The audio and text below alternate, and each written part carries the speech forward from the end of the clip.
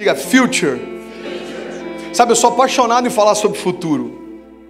Tem gente que gosta de falar sobre o futuro porque o futuro é subjetivo. Então muitas pessoas buscam no futuro, ou no tema futuro, uma fuga, porque o presente é sempre diferente do que desejava viver. Mas eu não quero falar de futuro como se fosse uma fuga do presente. Eu quero falar de futuro porque aquilo que um dia era futuro para nós se tornou presente hoje. Você está comigo? Diga amém. Sabe, eu lembro que há 13 anos atrás, eu já falei sobre isso, eu recebi uma promessa que eu pregaria na América e que Deus me usaria nesse lugar. 13 anos se passaram e aquilo que um dia parecia futuro, hoje se tornou cotidiano. Quando eu tomo banho, me arrumo para vir para o culto, quando eu vejo minha filha se arrumando para vir para cá, quando eu entro no carro, quando eu faço a matrícula da Ceci na escola, quando a gente foi hoje ver a questão de vacinação, eu estou olhando com os meus olhos naturais aquilo que um dia só era acessível com os meus olhos espirituais. E é isso que é maravilhoso. Promete como sendo algo futuro. Entenda isso em nome de Jesus. Nunca vai ser.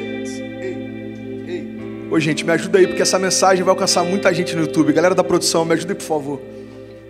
O que Deus te promete como algo futuro não é subjetivo. Entenda isso. É algo mais real do que o que os nossos olhos podem ver. O grande problema é que aquilo que Deus promete é algo que nos céus já é real, mas diante de nós está sendo construído ainda. Então, se a gente tentar caminhar entre esses dois mundos, a gente vai sempre entrar em crise e ansiedade. Porque Deus trata daquilo que Ele prometeu como já sendo real e presente, mas os nossos olhos veem aquilo que Ele prometeu como sendo algo distante, e aí começa a ter ansiedade. Você sabe o que é ansiedade? Ansiedade nada mais é do que excesso de futuro. Ansiedade é quando a gente não consegue usufruir do que Deus está fazendo hoje, porque a gente está sempre com a expectativa do que Deus vai fazer amanhã. Sabe, eu li algo que me marcou demais. Um cara disse em um livro, um ensaio sobre ansiedade, se eu não me engano o título. Ele disse: esperar por um futuro que nunca vai acontecer é tão frustrante quanto esperar por um futuro que quando chegar não vai me encontrar presente. Você já parou para pensar que tem coisas que você está vivendo hoje, que você desejou por anos, e talvez você pode não estar usufruindo plenamente delas, porque já está pensando no próximo novo de Deus? Cara, depois que eu tive esse momento essa experiência de quase morte, Deus me ensinou a valorizar uma coisa chamada o maravilhoso agora. Você sabe por quê? Esse culto não vai acontecer de novo, essa noite não vai se repetir. A gente poder brincar de Ginger Pong com o Leandro Barreto e Bruno Morada não é algo que acontece toda sexta, você concorda comigo? Então o convite de Deus para nós é o seguinte: ei, esquece do que ficou para trás. Eu não fluo mais lá, eu não me movo mais lá. Usufrui do teu presente, porque sou eu quem estou fazendo todas essas coisas. Agora, não esquece, o teu presente é incrível, mas existe algo ainda melhor te esperando no futuro. Essa é a loucura da gente saber caminhar entre os tempos, entre saborear o que Deus está colocando na mesa agora, sem perder a expectativa daquilo que Deus vai nos servir amanhã. Você está comigo? Amém? Eu quero falar um pouco sobre o futuro, sobre essa perspectiva. A gente pensou, cara, a gente vai ter o Marcos Almeida do Palavra Antiga numa série sobre o futuro. Nada melhor do que falar sobre Back to the Future. Era uma piada, pareceu engraçada quando eu escrevi. Entendeu? Palavra antiga, futuro, enfim. Tentei, whatever. Bom, é engraçado a gente falar de futuro e usar esse tema Back to the Future. Mas, na verdade, o teu futuro só tem sentido quando você compreende a tua gênese. O teu amanhã só tem sentido quando você entende o propósito pelo qual você foi formado. Você sabe por quê? Porque o teu chamado antecede a tua existência. Uma das maiores loucuras é a gente ter expectativa no futuro se a gente ainda não entendeu quem a gente é em Deus antes de tudo ao nosso redor ser formado. Eu só consigo crer que Deus tem o melhor para mim quando eu entendo que antes do ventre da minha mãe ser formado, Deus já tinha promessas e palavras a meu respeito. Pastor, eu acho que você se equivocou. É antes de você ser formado no ventre da mãe. Não, você não está entendendo. Deus já liberou palavras a meu respeito antes do ventre da minha mãe existir, antes do ventre da minha avó existir, porque Ele já liberou coisas a teu respeito antes de tudo ao teu redor ser criado. É por isso que para entender o meu futuro eu preciso voltar na minha gênese. Para entender o meu amanhã eu preciso entender o Deus que me formou quando nada existia. E essa é loucura, cara. A gente agora tem um limite de tempo. Depois que o homem pecou, a gente perdeu acesso à eternidade. E agora nós que temos uma essência atemporal, habitamos num corpo temporal, limitado, com dias que determinam o dia que você nasce e o dia que você morre. Presta atenção nisso. Você sabe por que é tão difícil você perder alguém? Porque você não foi gerado por Deus para perder ninguém. Você foi gerado por Deus para ser eterno como Ele é. Agora o pecado mudou essa característica e essa loucura. Sabe por que a nossa geração ela é tão ansiosa? Porque é uma geração que tem ouvido o tempo inteiro promessas de um Deus atemporal, mas sabe que vive dentro de um corpo limitado e temporal. Me perguntaram qual é o maior desafio que eu acho que eu vou encontrar na América. A gente estava almoçando, acho que anteontem, o Marcos falou, mano, e aí, o que você acha que talvez seja mais desafiador? O que você tem pensado a respeito desse tempo na América? Eu falei, cara, eu acho que talvez o maior desafio de pastorear na América é falar de propósito para quem já é cercado de conforto. É falar de um propósito eterno para quem entra num carro bom, dirige numa estrada boa, não tem medo de ser assaltado, tem uma boa casa, porque muitas vezes o propósito só faz sentido quando a gente está em meio a um cenário desconfortável. Você sabia que tem muita gente que só está se envolvendo com o chamado porque a realidade dentro de casa não é boa? Tem muita gente que está enfrentando o chamado como fuga da realidade que tem. Deixa eu te falar uma coisa, o propósito eterno que Deus tem para você não é uma fuga da tua realidade, mas é uma nova realidade. Deus está nos chamando para viver baseados por propósitos eternos que já existiam antes de cada um de nós sermos formados. É por isso que quando você entende qual é o teu chamado, não importa mais a idade que você tem, aonde você mora, porque você sabe que você foi criado por Deus com propósito e de propósito. Você está comigo?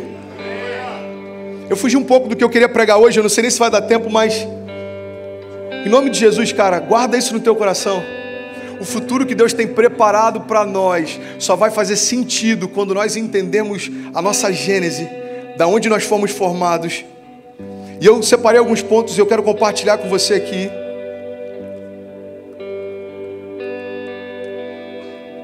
Uma das coisas que eu queria compartilhar com você é que o seu futuro só tem sentido quando a tua identidade está bem definida. A tua identidade tem a ver com o design com que Deus te formou. Preste atenção nisso. Tem alguém que está recebendo? Diga amém. Eu sou apaixonado por artes, por design. E eu lembro que eu estava assistindo uma palestra de design um tempo atrás. E um artista, o cara é secular, mas ele falou algo que virou uma chave dentro de mim. Ele falou, sabe, a nossa arte, ela é feita com um desígnio. E ele começou a falar sobre o significado da palavra design. Ele falou, sabe, tudo que a gente faz com um propósito. É por isso que design, na verdade, significa desígnio. Eu falei, mano, esse cara está pregando, ele nem sabe. Ele falou, tudo que você faz tem um propósito pelo qual você faz. E você quer um exemplo claro? Você sabe por que uma caneca, por exemplo, tem uma alça? É porque ela é feita para comportar bebidas quentes. Então a alça ela é feita de forma externa para que não queime a sua mão. Presta atenção nisso. Todo design fala a respeito de desígnio. Todo desígnio aponta para um propósito. É por isso que para você achar o teu propósito, você precisa entender por que Deus te desenhou da forma que Ele te desenhou. Porque Deus te fez da forma que você fez. Você sabe qual é uma das maiores loucuras da nossa geração? Uma palavra chamada comparação. É quando a gente quer abortar o design pelo qual foi formado. A gente tenta se moldar de acordo com o design que Deus deu para outra pessoa. Você quer abortar o teu chamado? Tente parecer com alguém que Deus não te chamou para ser. Você quer abortar o teu chamado? Tente ser aceito, ao invés de entender que Deus já te aceitou, porque Ele te fez exatamente como você é, porque Ele já tem um propósito destinado para você. O problema é que a gente está numa era de redes sociais e é maravilhosa, a linguagem da nossa geração é essa, é super exposição. O problema é quando a gente começa a usar o feed do Instagram, por exemplo, como um aferidor de medida. Se o meu lifestyle parece com um dos meus amigos, está tudo bem. Se o meu lifestyle não parece como um dos meus amigos, então eu não estou tão bem assim. Deixa eu te falar uma coisa, Deus não se move pelo feed do teu Instagram. Deus não se preocupa com o número de curtidas que você tem. Deus sabe quem você é quando ninguém te vê. Porque Ele sonhou com você antes de tudo ao teu redor existir, cara. É por isso que para falar de futuro tem que falar de Gênesis. Para falar de amanhã a gente tem que entender um Deus que não se move por ontem, hoje e amanhã. Porque antes de todas as coisas Ele já era e permanece depois de todas elas. Todas as coisas podem passar, diz o Senhor, mas as minhas palavras não passarão. E olha que coisa incrível, eu gosto de falar sobre design, eu gosto de falar sobre desígnio, porque uma das perguntas que eu mais ouço como pastor de jovens também é: pastor, qual é o meu chamado? Pastor, qual é o meu chamado? A gente muitas vezes faz perguntas porque a gente quer terceirizar a voz de Deus que fala dentro de nós. O Lê fala algo que eu acho maravilhoso. Ele falou, sabe, tem gente que me pergunta, pastor, tatuagem é pecado? Ficar é pecado? Fazer isso é pecado? E o Lê diz o seguinte, quando a gente faz essas perguntas, a gente na verdade está perguntando, qual é o limite que eu posso pisar sem pecar? Só que Deus não te chamou para chegar próximo do limite, porque isso é mediocridade. Deus te chamou para viver acima de todos os limites. Deus não está preocupado se isso ou aquilo é pecado. Deus está preocupado em como está o teu coração e para onde ele aponta. Quais são os seus sonhos? O teu sonho é fazer uma faculdade, ter uma boa casa e casar. Isso é pequeno demais por um Deus que pode todas as coisas e te formou para viver coisas eternas. Você já parou para pensar? Se a gente fosse confrontar os sonhos que Deus tem para nós com os sonhos que nós temos, o quanto eles parecerão medíocres. Eu lembro de um amigo que antes de eu vir para cá, ele falou para mim, cara, eu vou te dar um conselho, nessa nova estação, esteja dependente de Deus, mas não pede nada específico para Ele. Eu falei, por quê? Ele falou, porque você pode diminuir aquilo que Deus já deseja fazer. Você pode pedir uma casa assim, Deus queria te dar mais. Você pode pedir uma juventude assim, Deus queria te dar mais. Deixa eu te falar uma coisa, você crê que Deus é bom? Então confia na bondade dEle, descansa na bondade dEle. Ele tem pensamentos a teu respeito que são melhores que os seus, porque Ele te conhece antes de todas as suas crises existirem. Deus te conhece antes de todas as crises ao teu redor existirem. É desse Deus que eu estou falando hoje. Não dá para falar de futuro sem falar de Gênesis. Não dá para falar de futuro sem voltar antes de todas as coisas ao nosso redor serem criadas. É por isso que eu sou apaixonado em falar sobre redenção. Você sabe por quê? Porque o novo de Deus só tem sentido quando eu entendo redenção. Redenção significa resgate. Ou seja, redenção nada mais é do que Deus estabelecer de novo para o homem aquilo que já estava disponível desde o início. É por isso que o teu futuro é justamente o reflexo da tua Gênesis. Porque no teu futuro, se você permanecer em Deus, Ele tem para você provisão, proteção, direção, cuidado, propósito. Agora, olha que louco. Não é exatamente isso que o homem tinha no jardim? O homem não tinha que comer do suor do seu trabalho. Pelo contrário, você sabe qual era a dinâmica no Éden? Não era você semeia para depois colher, não. Você colhe para depois replantar. Já estava tudo disponível, cara. O homem teve acesso a coisas que ele nunca plantou. O homem recebeu o governo sobre todas as coisas que ele nunca criou. O homem tinha tanta autoridade que Deus chega ao ponto de, depois de estabelecer todo o ambiente, falar, bom, eu fiz, mas quem dá nome é você. E é exatamente isso que Deus está chamando a gente para viver novamente. Esse é o propósito da redenção. Dar novamente para o homem o governo sobre todas as coisas. Você está comigo? Diga amém. Sabe, entender desígnio, design, propósito pode ser libertador para você, cara, nessa noite. Eu creio nisso. Presta atenção nisso. Eu lembro que eu li uma analogia uma vez que para mim foi libertadora. O escritor disse o seguinte: se eu te pedisse para martelar pregos usando um relógio, você imagina, não sei se você já viu aquela brincadeira do Silvio Santos, mas eu sou dessa época aqui que assistia brincadeiras do Silvio Santos, pegadinhas, enfim. Ele colocava uma madeira com vários pregos e pedia para o cara martelar. Você lembra disso? Alguém além da minha mãe lembra disso? Ok, Murilo, obrigado. Mais uma pessoa, glória a Deus. Valeu, Eliel, tamo junto. E aí você tinha que martelar, e aí o cara que martelava menos vezes e, enfim, ganhava um prêmio. E esse autor disse, cara, se eu te pedisse para martelar pregos usando um relógio, imagina que na primeira batida que você desce, o relógio já está todo desfacelado. Você continua batendo e o relógio está todo desfigurado. Depois de algumas tentativas, se olhasse para o relógio, ele tivesse destruído. Você pode dizer que esse relógio é ruim? Não. Então por que ele está destruído? Porque ele está sendo usado para algo que ele não foi projetado para ser.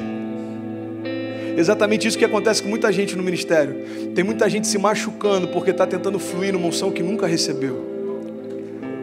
Tem muita gente que está se machucando porque está tentando fazer algo que Deus nunca pediu para fazer. E aí chega no final da nossa história, a Bíblia chega ao ponto de dizer que alguns dirão, Senhor, no teu nome eu fiz, no teu nome eu curei, no teu nome...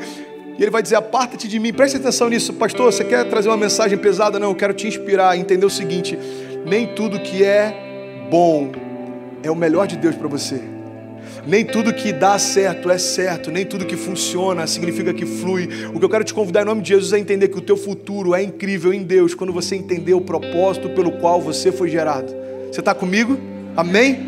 Sabe, tem uma passagem que a Bíblia diz que Saul está com os exércitos. Eu sou apaixonado nessa passagem, para mim ela foi muito esclarecedora. A Bíblia diz que Saul está com o seu exército e ele está preocupado porque o profeta marcou de chegar para oferecer os sacrifícios para que eles vencessem a batalha, e o profeta não chega. A Bíblia diz que os exércitos então começam a chegar para Saul. Pode baixar só um pouquinho o volume, mano, e falar: ei, Saul, o profeta não chegou, cara, a gente está preocupado, os homens estão alvoroçados, já tem gente indo embora, tem gente fugindo, a gente está com medo de perder a batalha. Sabe o que Saul faz? Saul fala: então faz o seguinte, já que o profeta não veio, traz os elementos da oferta, eu vou oferecer sacrifício. A Bíblia diz que os homens trazem os elementos e Saul, que não tinha liberação de Deus para fluir como sacerdote, oferece os sacrifícios. Assim que ele acaba de oferecer os sacrifícios, o profeta chega e fala: Saul, por que você fez isso, cara? Olha o que a Bíblia diz. O profeta vira para Saul e fala: se você não tivesse feito isso, o seu reinado teria sido estabelecido para sempre. Mas já que você fez, Saul, Deus já levantou um homem segundo o seu coração. Sabe o que eu aprendo com essa história? Quando a gente tenta fluir numa unção que não recebeu, corre o risco de perder até o que já recebeu. Saul era rei, mas queria fluir em algo que não foi chamado. A minha pergunta é: para que você foi chamado e qual é a tua essência? Ei, qual é o teu design, qual é o teu desígnio? Deus quer que você flua exatamente naquilo que Ele te construiu para ser. Deus quer que você alcance nações, Deus quer que você seja canal de vida, porque Ele te formou para isso.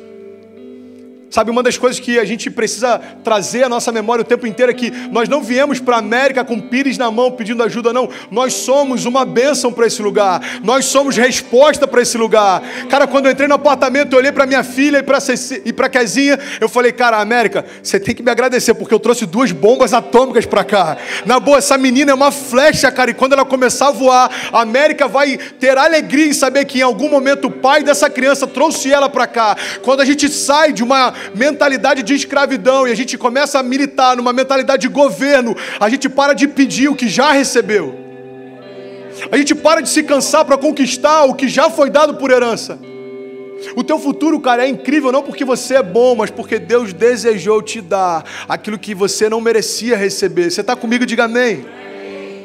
E eu quero compartilhar 3 chaves bem rapidinho, porque a gente ainda quer ouvir Marcos Almeida, ok? Amém?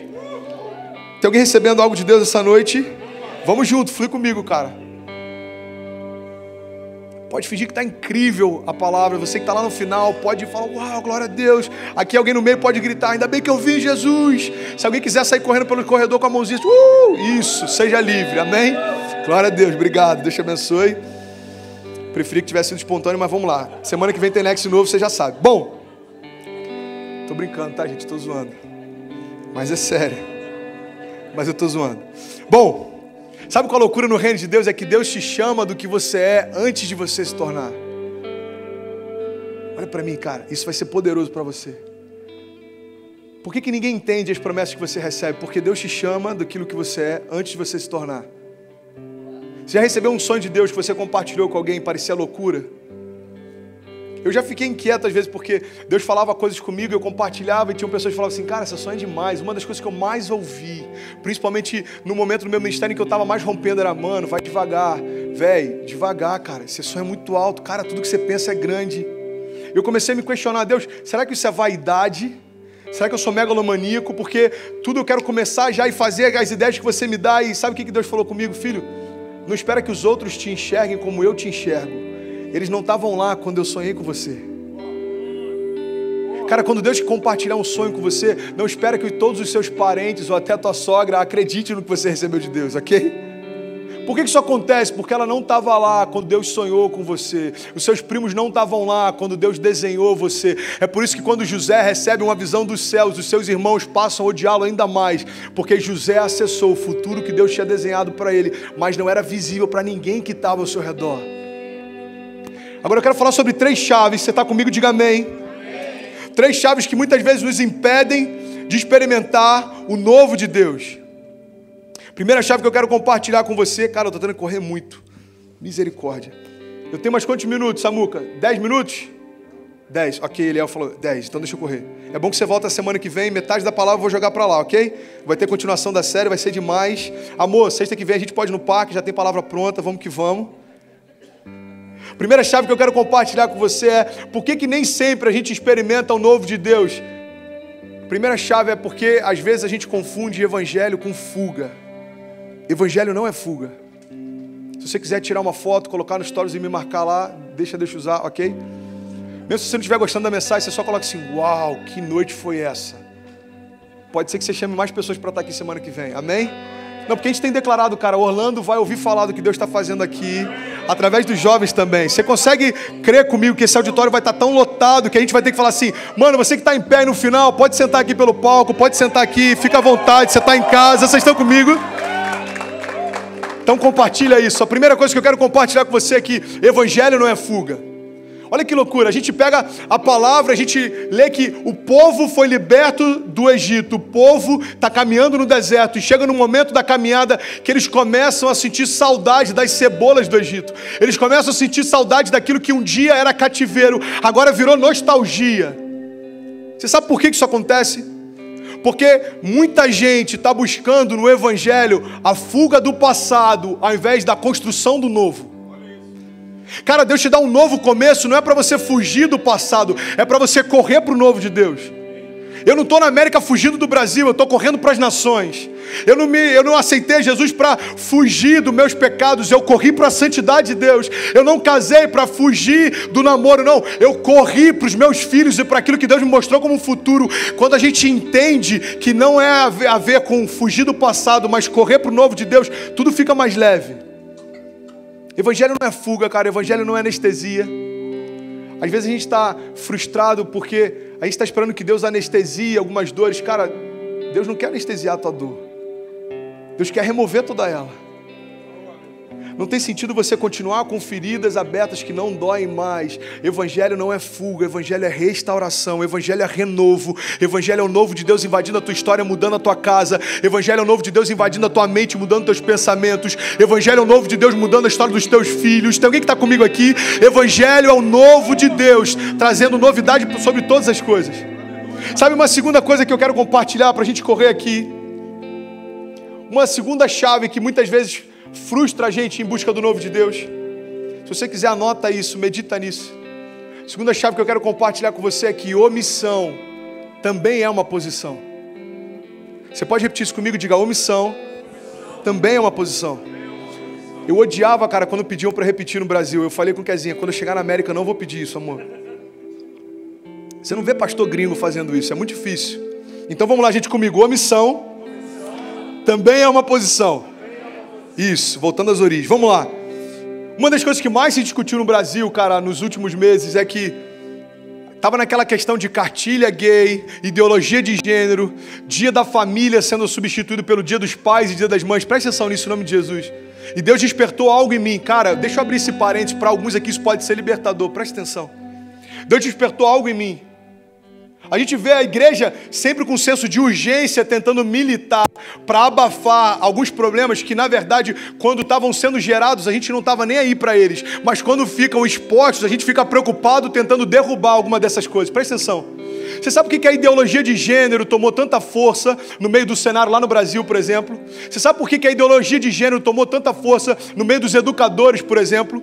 É porque há décadas atrás, enquanto a gente deveria estar construindo cultura, a gente estava discutindo costumes. Enquanto tinha uma bancada assumindo os lugares de relevância e de governo na educação, na cultura, nas artes, a gente estava discutindo se mulher pode usar calça jeans ou não, a gente estava discutindo se usar uma bateria no culto é pecado ou não, a gente estava discutindo se pintar as paredes da igreja de preto é pecado ou não. Presta atenção, durante muito tempo, enquanto a igreja discutia costumes, o mundo construía cultura, e aí do nada a gente se assusta com o rumo que isso está tomando. Deixa eu te falar uma coisa em nome de Jesus, cara. Deus não te chamou para assistir o que está acontecendo. Deus te chamou para ser protagonista na construção da história. O que vai acontecer em Orlando nos próximos 10 anos é fruto do que a gente vai gerar aqui nos próximos 10 anos, amém? Meu pedido para Deus é, Deus, dá pra gente, cara, entrega nas nossas mãos aqueles que vão influenciar. Que isso, velho? Eu me senti quase invadido aqui agora. Caraca, mano, você é carioca, né, velho? Caxias, né? Passou um tempo lá. Entendi. Perdi até o que eu estava falando. O que eu estava falando?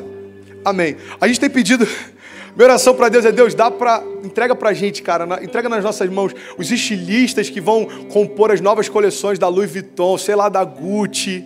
Dá pra gente aqueles que vão projetar os novos parques da Disney, os novos brinquedos da Disney, aqueles que vão compor as novas canções que vão ganhar o Grammy Latino, que vão ganhar o Grammy na América. Você sabe por quê? Porque quando esses caras estiverem aqui, esses 3% que influenciam toda a massa vão carregar dentro de si uma mensagem que pode mudar a história. A gente não tem que ficar falando aqui isso pode ou isso não pode, não, mano. Vamos construir o novo de Deus, porque esse é o papel da igreja. A igreja foi chamada para apontar para o futuro. A igreja foi chamada para construir o futuro.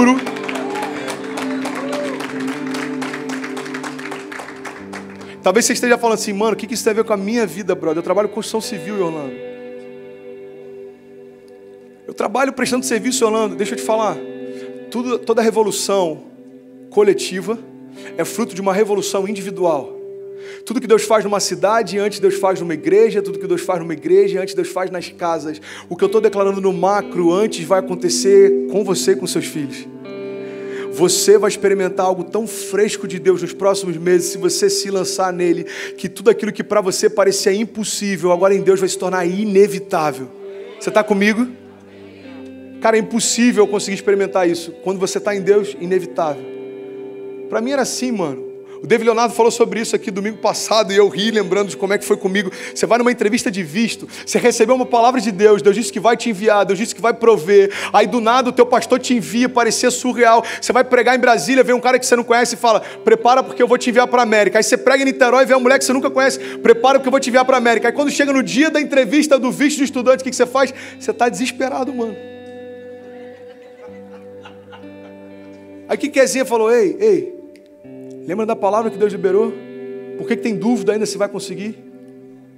Eu não sei o que você tem projetado para o futuro, mas deixa eu te falar uma coisa. Eu compartilhei isso na sexta passada, eu já estou quase finalizando, que eu quero ouvir o Marcos Almeida cantar. Lá, lá, lá. Mas Deus liberou uma rema semana passada, cara, que eu falei: uau, cara, eu quero me firmar nisso. Aquilo que Deus me promete, por mais que seja desconhecido, não é incerto. O que Deus está te convidando para viver é algo desconhecido. Deus está te fazendo um convite aí: se lança naquilo que você não conhece, mas não confunda o desconhecido de Deus com o incerto. Se Deus te chamou para viver, tenha certeza, vai ser melhor do que tudo que você já experimentou até hoje. Amém? Eu tinha um terceiro ponto, eu vou finalizar aqui por causa do tempo, mas eu queria ir para o último, ok? E o último ponto que eu queria compartilhar com você, a gente está nessa série de Back to the Future. E o último ponto tem tudo a ver com o novo livro do Lê, Deus Entende Seu Rabisco. Eu quero falar sobre imaginação e fé.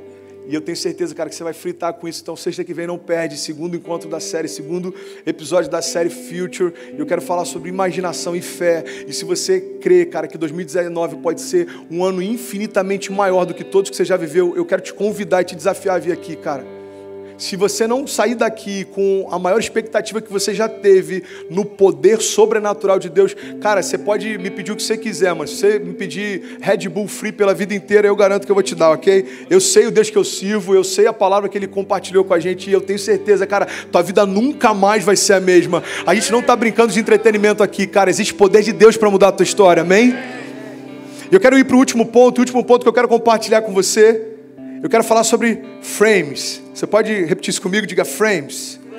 Isso, frames. O que são frames? Frames, se você pegar um filme, por exemplo, cada segundo de filme tem centenas de frames. Você pega uma foto e outra foto, e outra foto, e outra foto, e outra foto, e quando você passa isso rápido, isso se torna um filme. Ok? E o que é interessante é que muitas vezes a gente pega alguns momentos da nossa vida, a gente pega alguns frames, e a gente quer olhar para eles como se eles fossem toda a nossa história. Não sei se isso aqui está pronto já para fotografar, tá? E onde é que fotografa com isso aqui? Na frente? Tipo isso? Não, acho que é aqui mesmo. Uau! Olha que louco isso aqui.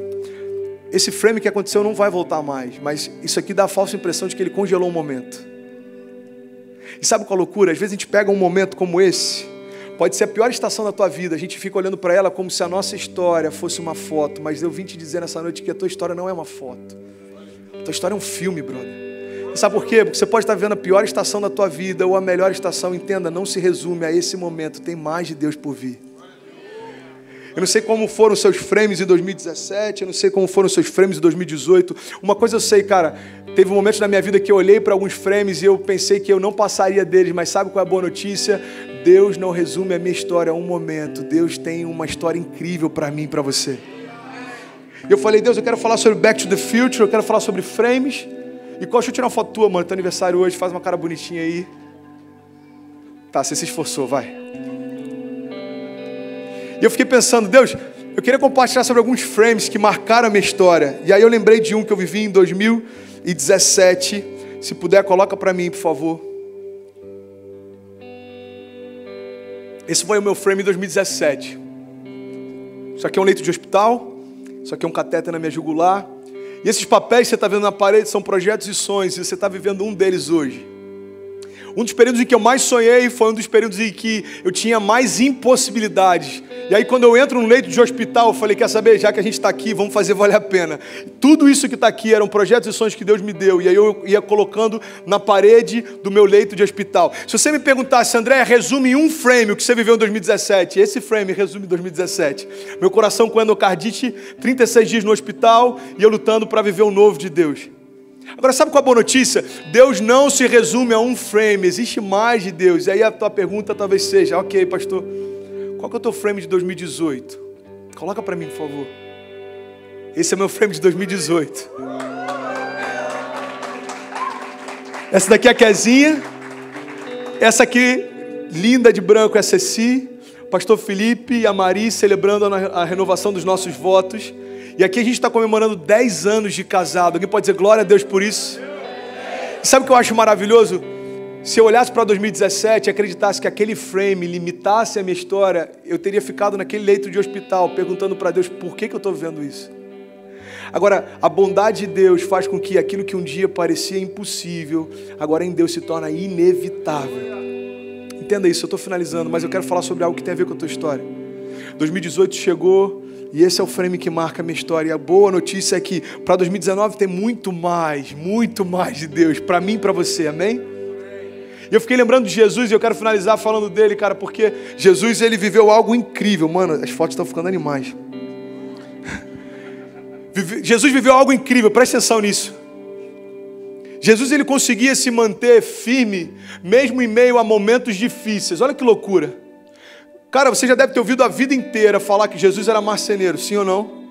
Jesus trabalhava com madeira, ok? Fazia mesas, cadeiras. Agora, você já parou para pensar que Jesus sendo onisciente, Jesus sendo a expressão de quem o Pai é, Jesus sendo a própria vida de Deus encarnada, o verbo que se fez carne, sabia que a promessa pela qual ele veio para a terra é que ele morreria numa cruz. A palavra dizia, maldito é todo aquele colocado sobre um madeiro. Jesus veio para ser crucificado e a loucura é que a vida inteira ele trabalhava com madeira, pregos e martelo.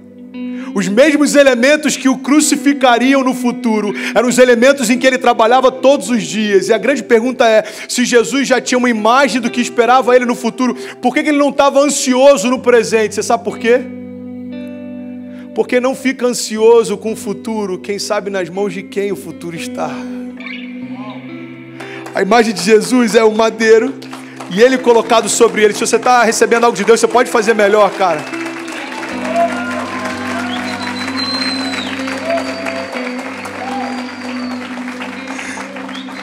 Tá animal, tá foto, velho. Aí Jesus está olhando lá.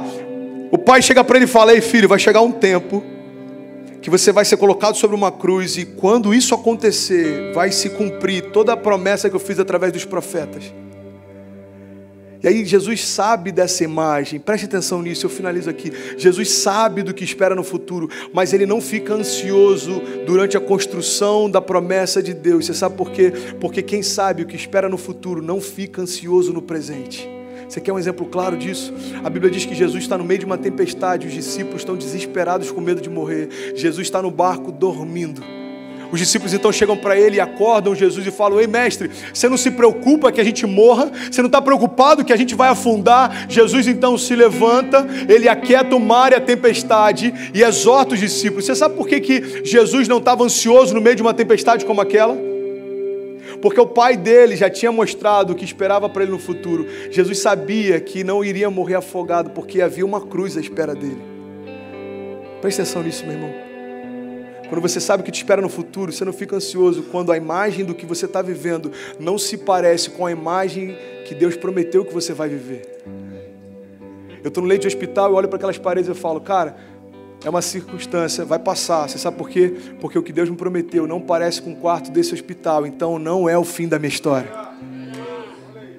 A gente está terminando essa série, esse culto Back to the Future, mas eu quero te convidar em nome de Jesus, cara, e eu creio que Deus vai fazer isso com algumas pessoas aqui nessa noite. Eu vou orar, e o meu pedido é que durante esses próximos dias, Deus vai te revelar o que Ele preparou para você no futuro. E você não vai ficar ansioso, porque você entende que tudo que Deus preparou para você não é algo que pode acontecer, é algo que já aconteceu. Você está comigo? Amém? Você pode ficar de pé no teu lugar, então, em nome de Jesus, eu quero orar com você.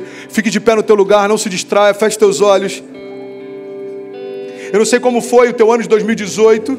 Eu não sei como foi o teu ano de 2017. Agora, olha que louco. Coloca aquela foto de 2018 aqui de novo, Eliel. Sabe o que eu lembrei agora? Olha que louco. Você está vendo essa árvore aqui? Essa laranja? Não estou, pastor. Você está na frente, desculpa. Você está vendo essa árvore aqui laranja?